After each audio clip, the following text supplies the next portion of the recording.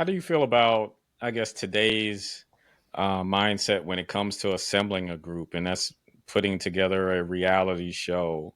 Like I just finished watching Netflix's Building the Band with Kelly Rowland and Liam Payne, rest in peace, and Nicole Scherzinger, um, and it's like everyone's looking for the quickest way to manufacture talent instead of going through the process of like Motown, where like they're grinding, they're performing, they're practicing, they're harnessing their talent. Like, does is that playing a role in the lack of success for groups nowadays?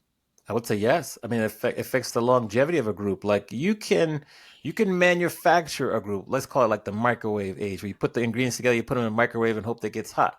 But very quickly after you microwave something and it's out in the wild, so to speak, it gets cold real quick.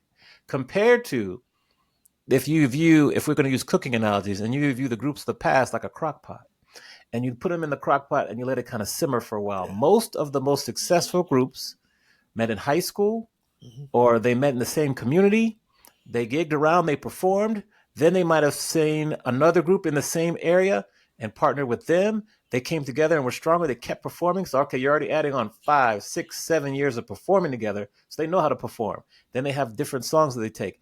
I like to use Jodeci as a good example, because you had KC, and you had Casey and JoJo. They were kind of in separate gospel groups, and then they kind of came together, and that's how they were able to do so well. Boys to Men, they went to high school together, probably junior, middle school also. Like all these, even back in the day, you have groups that grew up in the same block, and they would sing together on the corner, and then they would grow. So you have groups that have been simmering in the hot pot for years. So that way they're able to get through some adversity. They're able to maybe share the lead roles where they're not always singing lead or whatever.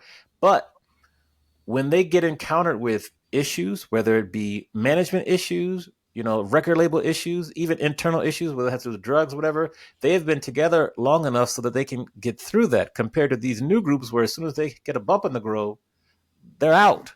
And so that's kind of what I see in terms of these manufactured groups. Feel free to pick up the book, The Quiet Storm, A Historical and Cultural Analysis of the Power, Passion, and Pain, wherever you get your books, whether it be Amazon, Barnes & Noble's, Book Baby, anywhere. Pushplaypods.com.